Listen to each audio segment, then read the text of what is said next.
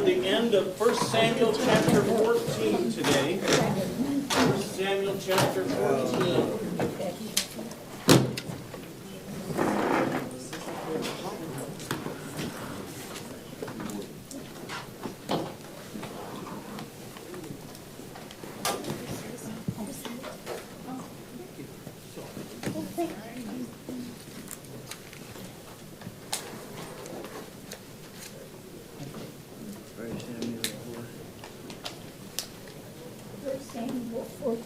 First Samuel 14, and toward the end of that chapter is where I'm going to start us off reading today. We're going to see another moment in Saul's life and another point of confrontation with Samuel that comes up in Saul's work as king.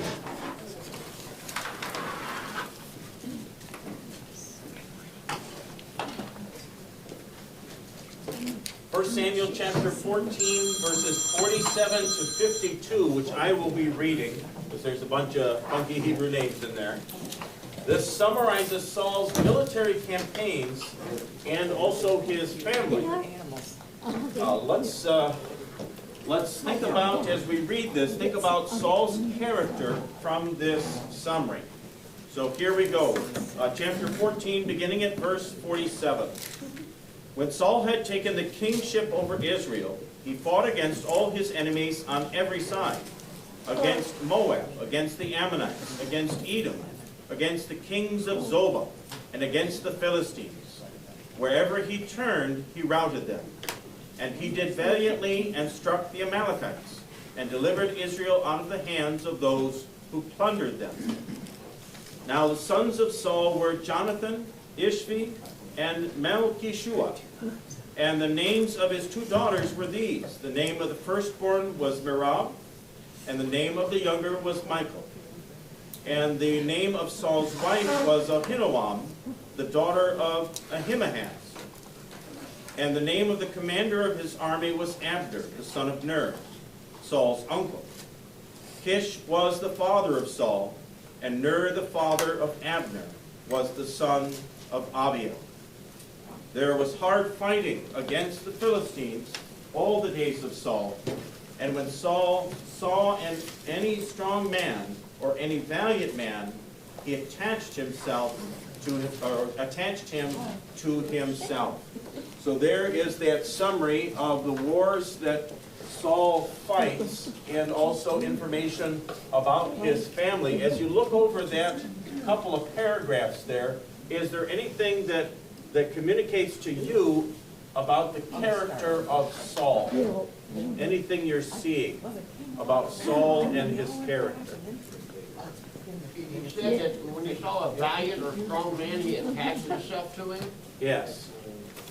Yeah, so he's gathering up, when it talks about men of valor in the Old Testament, it's talking about people who perform well as soldiers. Bravery. Yeah, bravery is the idea there. They're good in battle. And Saul was collecting these people for himself. He's trying to build a standing army. Right. So this is showing maybe some of his administrative skills and his leadership qualities here, that he's looking for the right people to fill the right roles in the kingdom. Yeah, did I see your hand going up, Margaret? What is that V-E-X-E-D? Say it again. V-E-X-E-D, what's that mean? Vex. Oh, he was vexed. Vexed means confused. Okay. Okay, if you're vexed, you're can't figure things out. So is that talking about the Philistines making trouble? Is that what you're talking about? The King James, I guess. Yes. Yeah, yes. vexed in the King James. Yes. Yeah, yeah. That means they're making trouble for you. Any other thoughts about Saul's character as we look at this account of the life here of Saul? Say again? Fearless. He goes boldly into battle, doesn't he? He's fighting in every direction. Very strong and willing. Yes. Yeah, he's fighting the Philistines to the east. He's fighting Moab and Edom to the south, or excuse me, the south and east, the Philistines to the west. The Amalekites that we're going to look at today, they're toward the extreme south. we'll be talking about that group of people and what they're like. He's kind of carrying on his fight in all directions, trying to preserve and unify Israel. And he does so with considerable success. Yeah, we're seeing some, I would say, good qualities in Saul and his abilities as we read this. Now it's interesting as you read about his family. His family's not terribly large, is it? He has 2 daughters and 2 sons, I think. In those days, they would usually had, you say 3, Susan? Yeah, 3 sons. 3 sons, okay. I skipped over one, I guess. Oh, okay, Jonathan, Ishvi, and Malchishua. Yeah, the one that we're going to hear the most about and the one that we're going to turn to study next is Jonathan. He features prominently in the story of 1 Samuel. Go ahead. When you said a small family, in those days, did they have larger families so they had help on the farm or help there? Yeah, typically they were trying to have more family back in those days. This may give us a picture of how much he is involved in the fighting and administration, that it's maybe disrupting family life for him. One of the things that I notice as I read this is that the commander of his army is a guy named Abner. What's the relationship to Saul? Nephew or cousin. Yes, Saul is like a nephew, I think, to Abner. I think Abner's an uncle or something like that. He's choosing for this prominent leadership position, he's choosing a family member. Okay? A family member. Why would you do that? You trusted them more. Trust. Trust. If it's family, maybe they're less likely to give you trouble. Turn on you. Yeah, or to turn on you. Without some warning or something, you know. Yeah. They're close enough to you, you observe them, you kind of know what they're going to be like, and what they'll do. What do we call that, though, if you're in a job and you're hiring members of your family? Nepotism. Nepotism, it's called. So in modern business, in modern life, we kind of shy away from that. Okay? If the president chose as his commander-in-chief of the military a member of his close family, That's bad. we would probably scratch our heads about that, wouldn't we? We'd be going, wait a minute. But we're still talking about Israel in a tribal situation, aren't we? This is tribal life.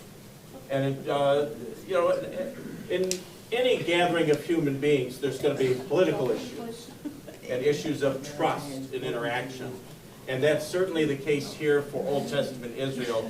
And Saul's trying to find somebody he's thinking will not stab him in the back. And that is Abner, is going to be his supporter. So be watching for that, though, as we go through the stories in the Old Testament, how family often gets involved in these situations. They were closer when they pastored to your family. You know, in the evening, you were around them. In the morning, you helped work with them.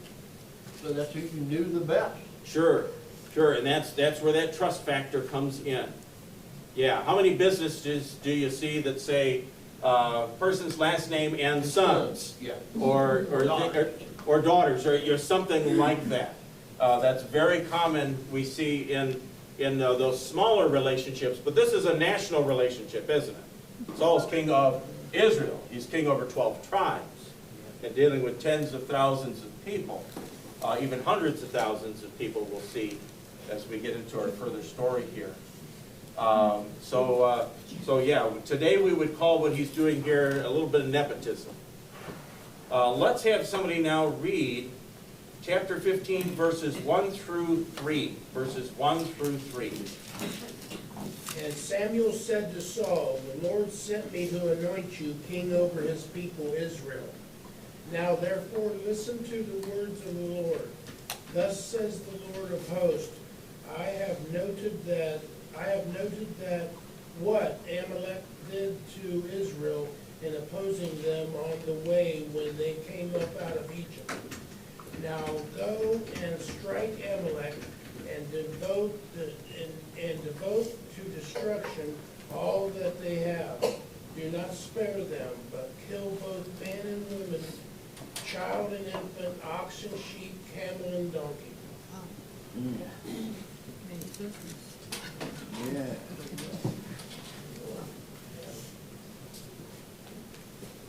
Well, I heard some wows. Pretty rough. Pretty rough. How so? I mean, they're killing everybody. Killing everybody.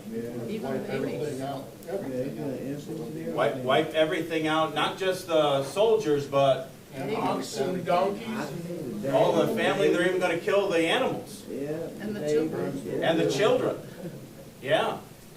Yeah, it's going to be a total annihilation. Seeing that in Gaza today. Seeing that in Gaza today, okay. There's some parallels. There's some parallels. We might talk about that without getting too much into the politics of it, okay? We might talk about it. Yeah, and this is a command that Samuel's giving in the name of the Lord, isn't it? And in fact, he's referring back to earlier events. When Israel came out of Egypt and they were traveling around the Sinai wilderness. So I'm going to turn to here. When they came out of Egypt, they went down here to the end of Mount Sinai. And then after they met with the Lord there, they started traveling north and coming through this way. And when they were in this area here, they were attacked by these Amalekites. And Moses emphasizes that it was unprovoked. They didn't do anything to these Amalekites. It's just they were in the area and the Amalekites attacked them. And the Lord tells Moses at that time to write this down, that they're going to get rid of these Amalekites. They're going to do them in. So all the way back in Moses and Joshua's time, the commander of the military at that time is Joshua. You'll remember the story where Moses sits down on a rock and two of the commanders hold up Moses' hands so he can pray during the battle.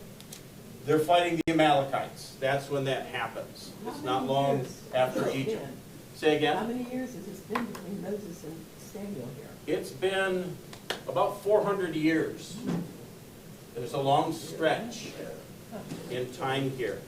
But the thing to know about these Amalekites is that they have been unrelentingly attacking Israel. They keep on attacking them. It's happened again and again and again. On Wednesday evenings, we're studying the book of Judges. And when the Midianites come in to raid Israel, guess who's with them? The Amalekites. The Amalekites come in and take part in that attack of the Midianites. So there's an ongoing conflict that is never settled, okay? As they make settlements with some of the other tribes toward the south, or they may conquer them.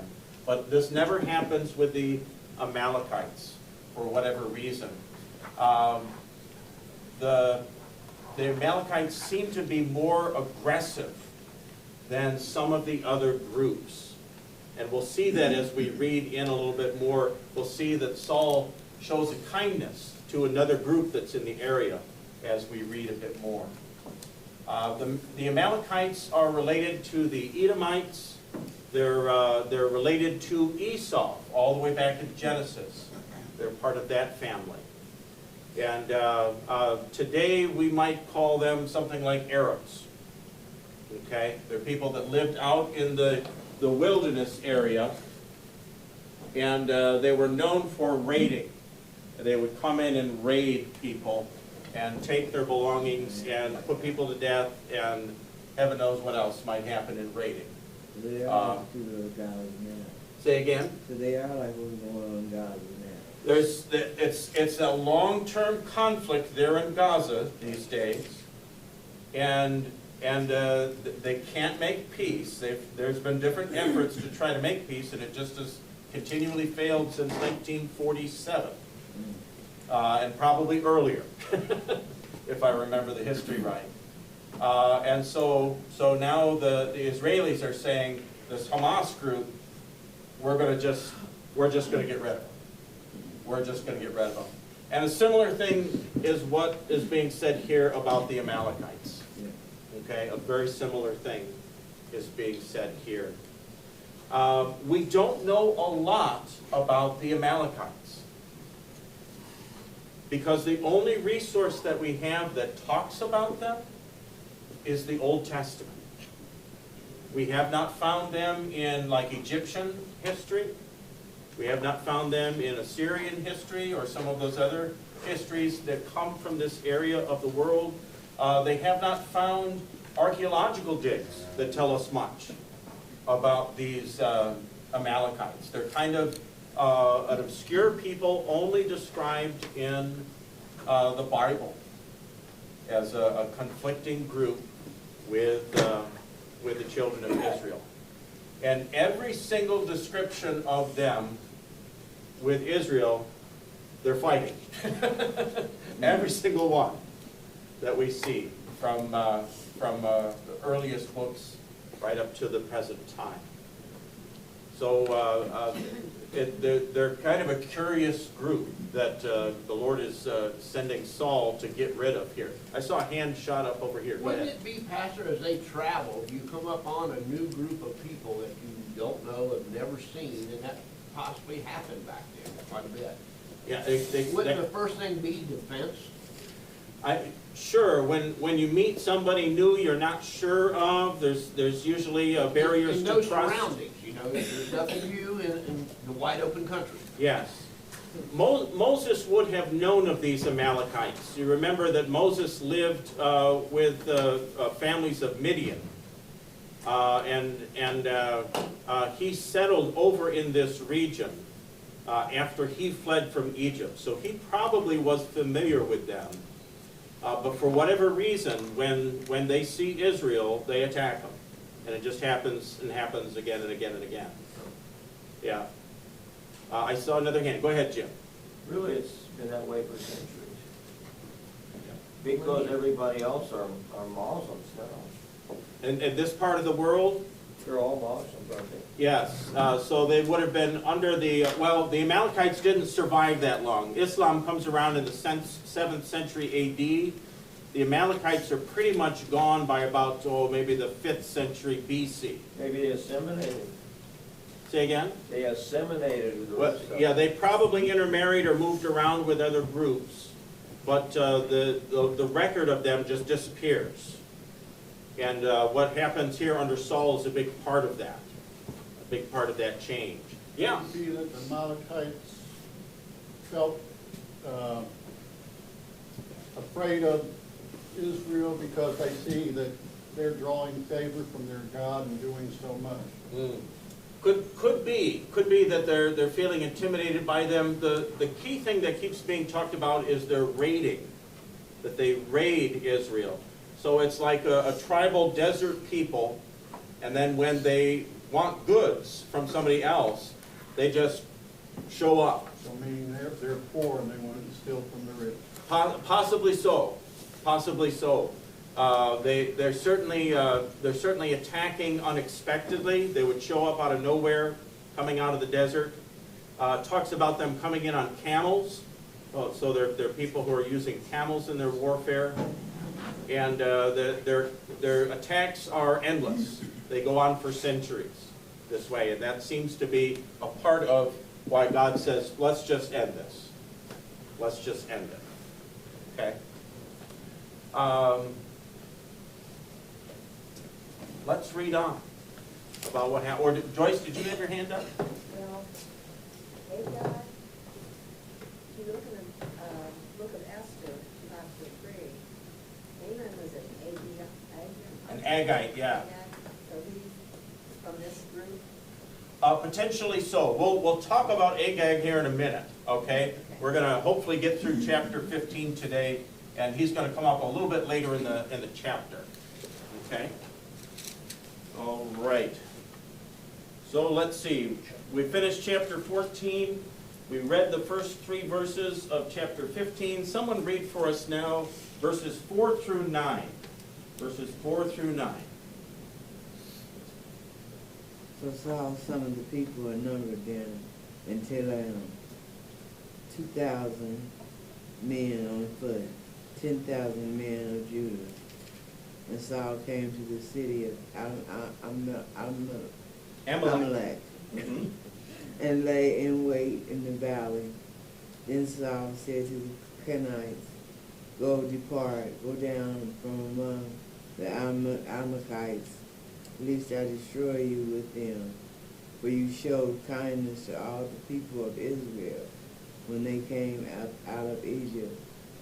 So Kenites departed from among the Amalekites, and Saul defeated the Amalekites from Havilah as far as Shur, which is east of Egypt.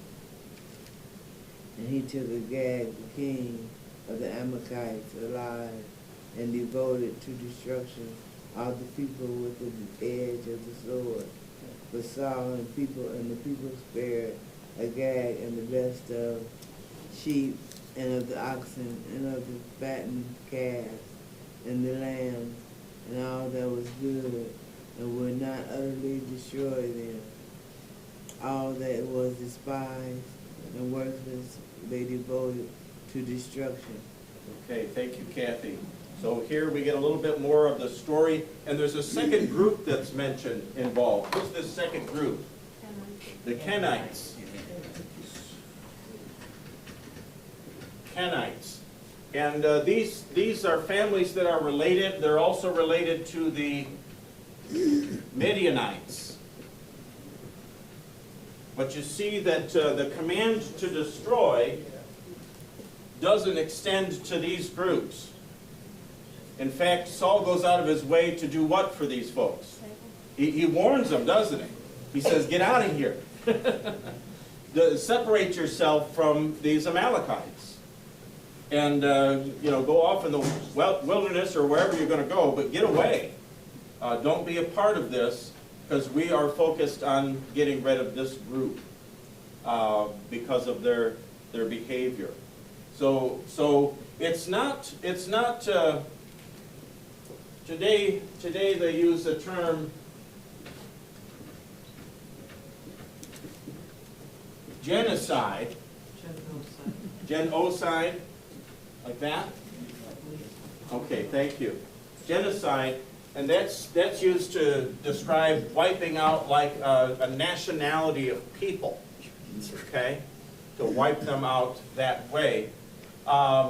This doesn't seem to be exactly the same, because it's focused on this one tribal group, and these other related tribal groups are let go. They're not a part of this warfare and this fighting. They're given a pass. So it has to do with the behavior of these Amalekites. Go ahead. After a certain time, Pastor, wasn't we in this country sort of like that with the Indians? Yeah. So those were some of the struggles that took place in the settling of the Americas. When we came in, the Indians, some of them were kind and generous to us, and some of them were not. And they raided. Yes, there was raiding going on. Those things happen. So things get complex, and there were some tribes that Americans did better with, and others that they did not do so well with. Where I grew up, there was the Iroquois, and the Americans tended to have a better relationship with the Iroquois. But that wasn't the case with The Apache or... yeah, the Apache in the Southwest. The Shawnee were a big problem for the people trying to settle Ohio. There was a lot of fighting out here. It was Ohio history is pretty bloody. I was surprised when I read that stuff. Weren't the Mohawks supporting the whites and they got wiped out? There's still Mohawks today, so they didn't disappear. The Mohicans is a different tribe that's further east that were affected. The big thing that affected, though, in the Americas was disease. Yeah. Okay? The Europeans landed here and they brought the disease called smallpox. Smallpox. And in Europe and Asia and Africa, all those continents are connected with each other, and that smallpox had been circulating, and so the people in those parts of the world had developed immunity to it. Okay? The Indians in North and South America had no immunity. And so when smallpox showed up, it was devastating to the Indians. When new peoples come into contact with one another, there's often an exchange of diseases. Okay? What did the American Indians give the Europeans when they came over? Well, corn, tobacco, yes, those products, but I mean, what disease? Turkey? What disease did they give? Alcoholism. No, they had that in plenty over in the old world. What did the Indian give to us? Yeah, the disease that the Indians gave to the new people settling in the Americas was syphilis. Syphilis. That was bad. The Europeans did not know about that, or people from Africa or Asia, they did not have that disease. And so that encounter between the American Indians and the folks from the old world, there was an exchange of diseases. And syphilis is bad. I wouldn't encourage anyone to go out and get it, okay? Not a good thing, but it's not as deadly as smallpox. Okay, smallpox was deadly. Measles, I think, was also something that spread among the Indians. And they were not immune to it, and it was devastating for them. So this is something to know. When tribal groups interact with each other, this is a part of what happens. Go ahead. The French and Indian Wars reduced the strength of the Indians. Oh, sure, yeah, they were fighting over the territories. Yeah. And the Iroquois were on the side of the English, and the Algonquins in Canada were on the side of the French. Yeah, and they fought with each other. So let's not get off too far into American history, though, okay? Let's not get too far into that. It's illustrating for us, though, what can happen when civilizations clash. And it makes you wonder, when you read this account, God says, get rid of all of those people and get rid of the cattle. It makes you wonder if there's something playing in the background like disease. And they did not want that to spread. Same thing happens when Israel comes into the Promised Land. When they first come to like Jericho and stuff, when they take Jericho, they're not supposed to take anything out of the city. They're supposed to just destroy it. Burn it all. Burn it all. Don't take anything out. And one of them does, and then God punishes that fella for taking things out of the city.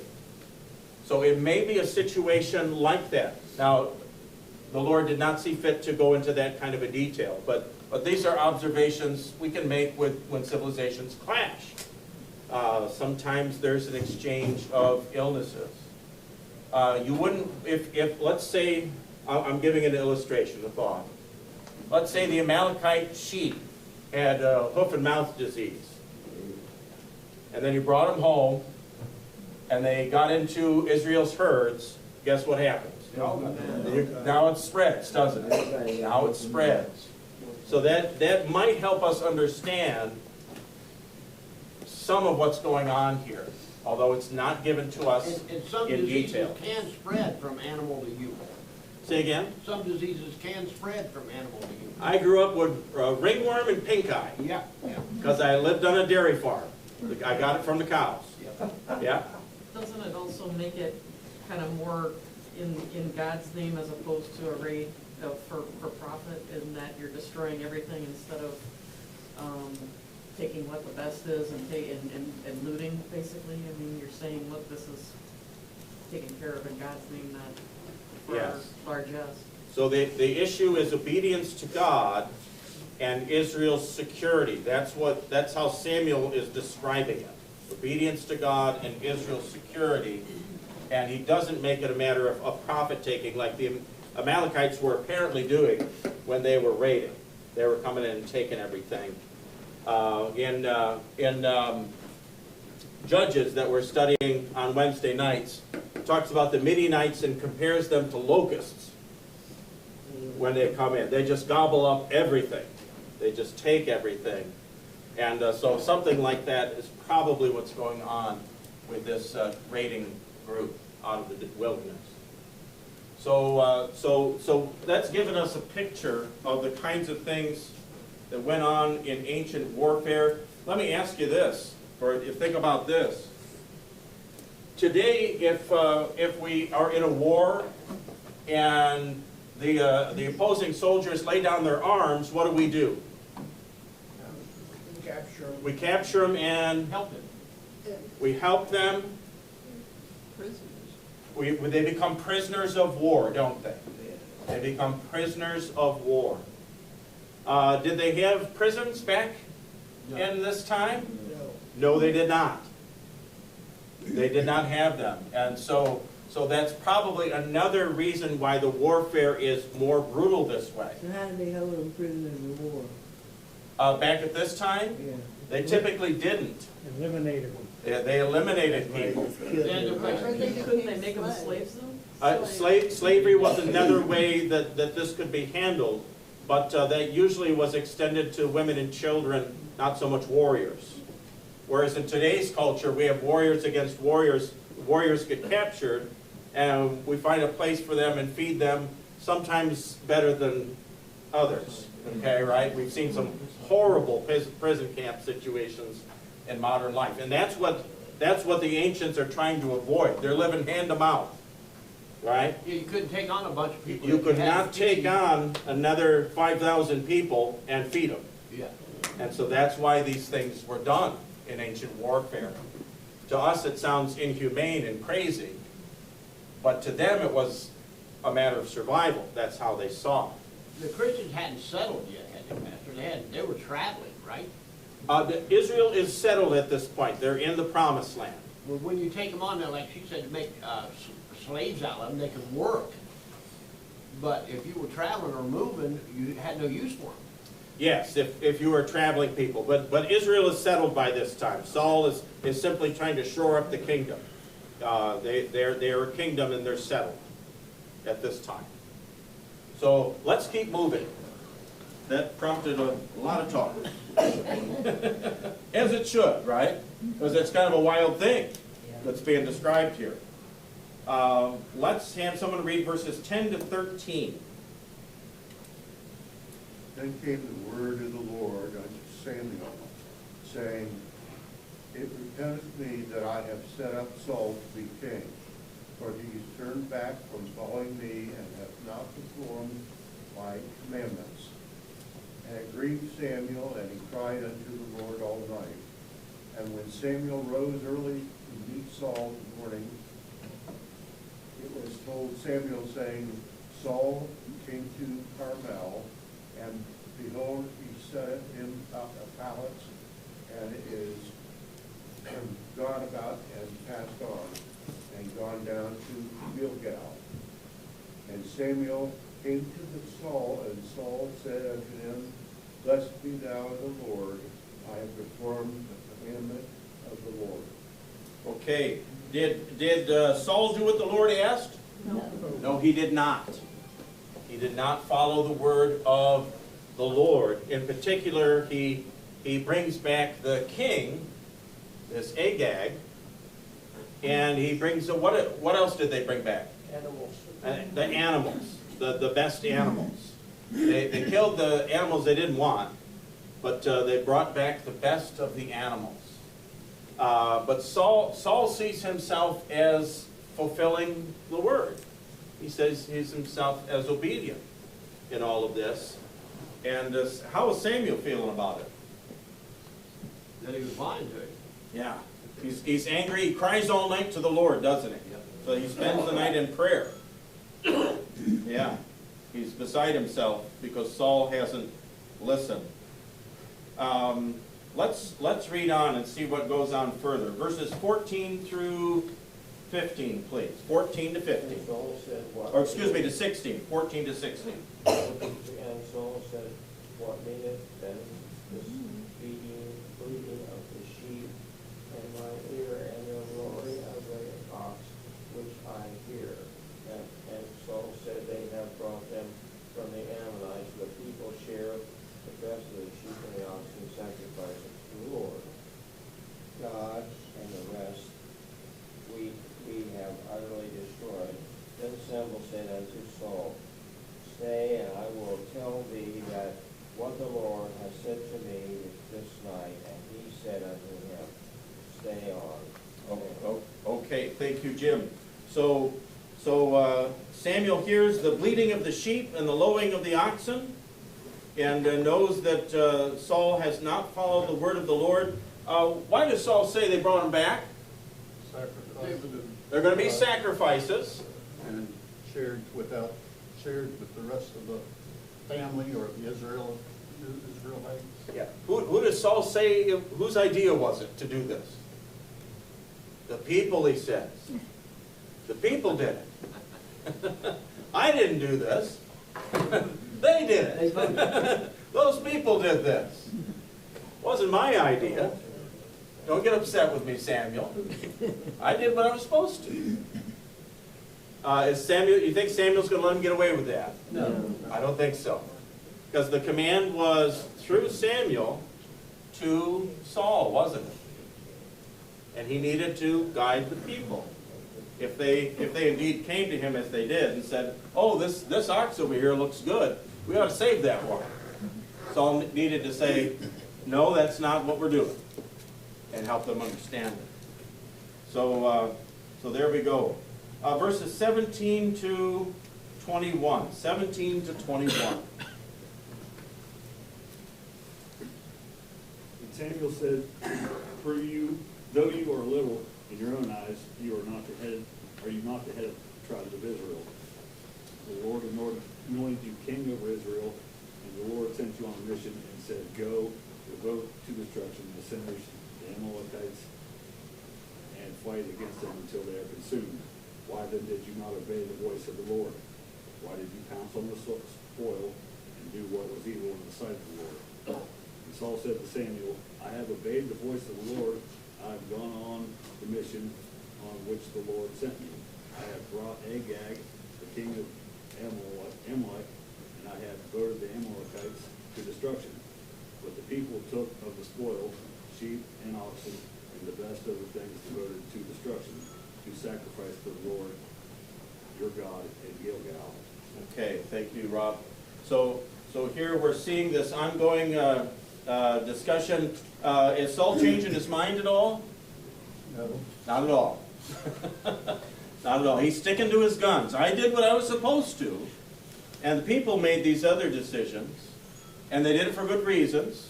We're going to sacrifice this to the Lord, so it'll all be fine. I love the way Samuel puts it here in verse 17. Look at verse 17. And Samuel said, though you are little in your own eyes, are you not the head of the tribes of Israel? I think this is what we call sarcasm. Okay? Just a little here.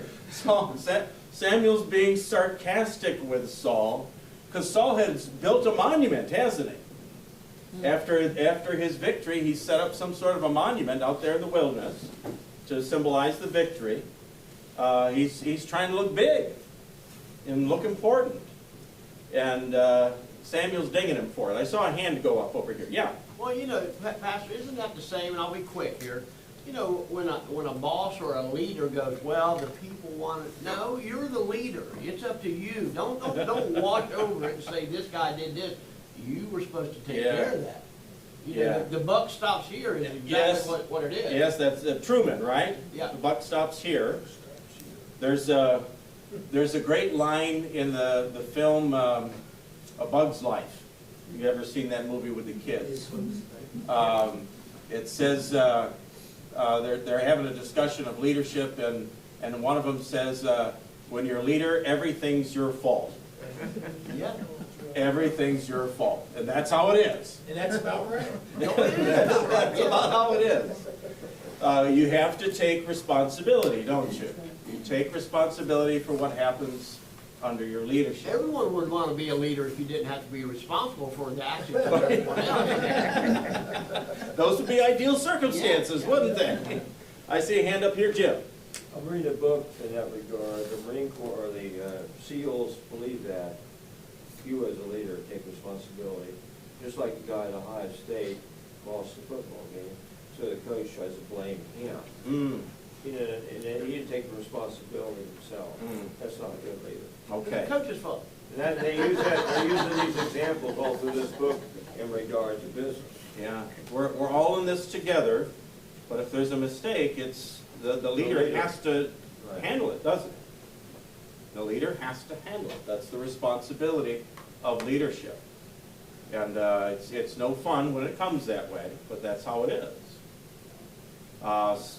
Saul here is saying, they did it. They did it, not me. And it's Samuel and the Lord are not having any of that. They're not having it. This is what we have next here is one of the most famous passages in the books of Samuel. Well worth being familiar with this passage and what it's trying to teach us. Someone read for us there. In your ESV, it's printed out as poetry, verses 22 and 23. Take note of what's taught here. And Samuel said, has the Lord as great delight in burnt offerings and sacrifices, as in obeying the voice of the Lord? Behold, to obey is better than sacrifice, and to listen than the fat of rams. For rebellion is as the sin of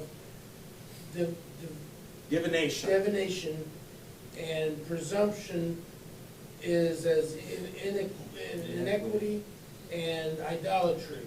Because you have rejected the word of the Lord, he has also rejected you from being king.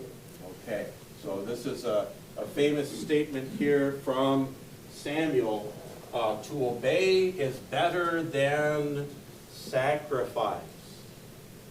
Because one of the problems that comes up in ancient Israel is they will go to the trouble of observing all of the worship practices and doing what the law of Moses says in terms of those worship practices, but they will not live up to the other parts of the law that teach you about a moral life. So it would be like coming to church and writing out a check of $10,000, putting it in the offering, getting up and singing in front of the whole group, and giving the best performance in the history of the congregation, and then go out from here and hit somebody with your car, kill them, and leave the scene of the accident. Okay? Which we just had here the other day on South High. Yep. And another one on Whittier and Mohawk. There was one on Whittier and Mohawk. Yes. So to do the worship things of the law, but not to follow the moral teachings of the law, Samuel says that's like witchcraft. That's like idolatry. To obey is better than sacrifice. Take that moral law of God to heart, and then what you offer when you worship will be honor to your God.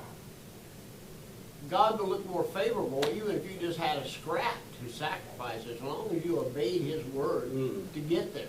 That's the Jesus and the widow's mite, right? She puts in 2 mites, and then these other people are blowing their horns and piling things into the temple treasury, and Jesus says she gave more. She gave everything she had. She gave everything she had. She gave from a heart of devotion, and not for show. Yep. To obey is better than sacrifice, he says. So there is, and this becomes a theme throughout the Old Testament. comes up again and again. This is Saul's downfall. So Saul has many great qualities, doesn't he, as a leader? Many great qualities. He's a brave man. He's an accomplished man. He's organizing Israel in a way they've never been organized. And yet when God says, Saul, do this, Saul changes the rules. He thought he knew better, Pastor. He thought he knew better. Yeah. That's a mistake a lot of everyone makes. Well, you know, when you're in a position of leadership, you get used to making the decisions. And, you know, you work in things the way that you want them. And to have somebody else tell you not to do it that way, why, you know. Oh, yeah, after you get, you know, he was doing good by picking people of valor and all that, everything was Yeah. falling into place. Yeah. So he thought he could just carry on. Yeah. Yeah, he put his way ahead of God's way. Yeah. Is the bottom line here in the story of Saul. So, well, let's read on, see what happens next. Time's getting away from us here, but I'm going to read then, because I want us to get through this here. Verse 24, Saul said to Samuel, I have sinned, for I have transgressed the commandment of the Lord and your words. Finally, he's admitting it, right? Because I feared the people and obeyed their voice. Still kind of blaming the people, though.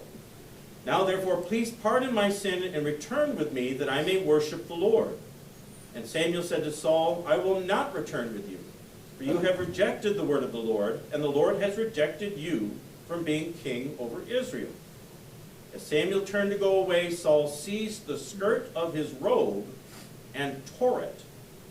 Now, what that says to me is that Saul must have been down on the ground, because he grabs the end of his garment and pulls on it. He must have been bowing himself in humility as he realized what was about to happen. He seized the skirt of the robe and he tore it. And Samuel said to him, the Lord has torn the kingdom of Israel from you this day, and has given it to a neighbor of yours who is better than you. And also the glory of the Lord will not lie or regret, for he is not a man that he should have regret. Then he said, I have sinned, yet honor me. Look what Saul's worried about. Honor me now before the elders of my people and before Israel, and return with me, that I may bow before the Lord your God. So Samuel turned back after Saul. Saul bowed before the Lord. It sounds almost like they were having this conversation to the side, you know, in front of everybody, and they're trying to work this out, and Saul's like, would you just come over here with me and we'll do this together, you know? Let's just bow over here. I mean, just come next to me and we'll do that.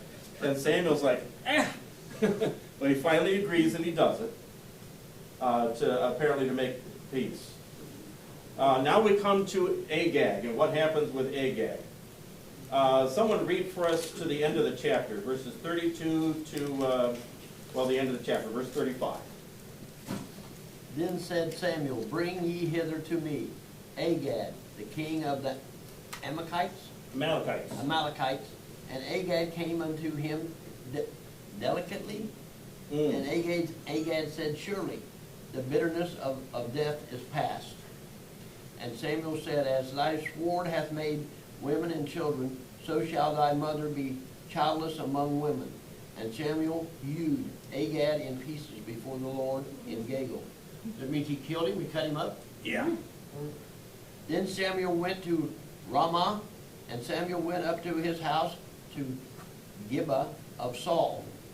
And Samuel came no more to see Saul until the day of his death. Nevertheless, Samuel mourned for Saul, and the Lord repented that he had made Saul king over Israel. Okay, so here's kind of the parting of the ways that finally comes with Saul. Back to Agag, Joyce asked about this. There's a passage in Esther that refers to this name, this Agagites. I gotta be saying it right here. It's possible that they're kin somehow This name Agag, though, doesn't sound very nice in English, does it? The name Agag appears to be the name for their king. It's more of a title, it seems to be, than it is the actual name of a person. So that might complicate things with the Esther connection, whether there's a descendant here or in Esther's story or not. It's sort of like saying, when they say Agag, they mean king or ruler of some kind, and this name gets repeated in that position. There's some others that come up that way. There's one in Genesis. I can't think of the name of it now, but the translations over the years have often translated it like it's a proper name, but it seems to be a title instead. It's a title of someone's office. I'd have to look that up. Maybe I'll remember for next time. But yeah, there may be a connection to the book of Esther, but then again, there might not be. Let's see. Yeah. Agag comes, King James had delicately. The modern translations have cheerfully. Because he thinks everything's good. I'm going to survive this. And what does Samuel do with his sword? Sounds like he made sausage. Yeah. Okay. Maybe Samuel's taken out some of his anger. Okay. Do they sound like savages? Say again. Sound like savages. Who, They cut these people out, they sound like savages. well, it's tribal warfare. Yeah. This is tribal warfare. But they do it in the name of the Lord, the only thing there, it sounds like. Yes.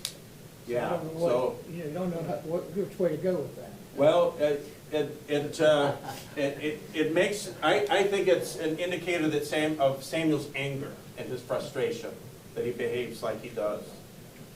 Almost like in this Moses hitting the circumstance. rock. Say again? Moses hit the rock. Yeah, when Moses loses his temple, this is a little bit worse though. Oh, yeah, isn't oh, it? yeah. This is a little worse. Yeah, I'd say. And he hacks him up into pieces. But notice what he says here about the Amalekites, though, verse 33. And Samuel said, as your sword has made women childless, so your mother will be childless among women. So he's airing some of the grievances here, isn't he? Of the trouble that was between Israel and the Amalekites. We don't get the full picture on what that trouble was. The Lord saw fit only to tell us this much, and we work with that. But yeah, bad blood, we might say, with the Amalekites, and the way that's shown here. Next week, we're going to start talking about Saul's son, Jonathan. We're going to start looking at Jonathan and his character, and after that, we'll come to King David. In the end, we're going to swing all the way back around, though, and look at Saul. Okay?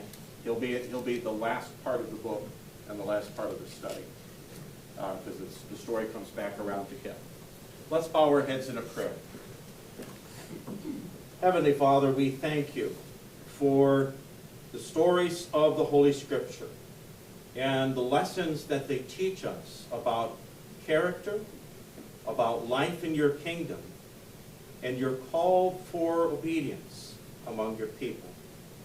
That we would honor you in both word and deed.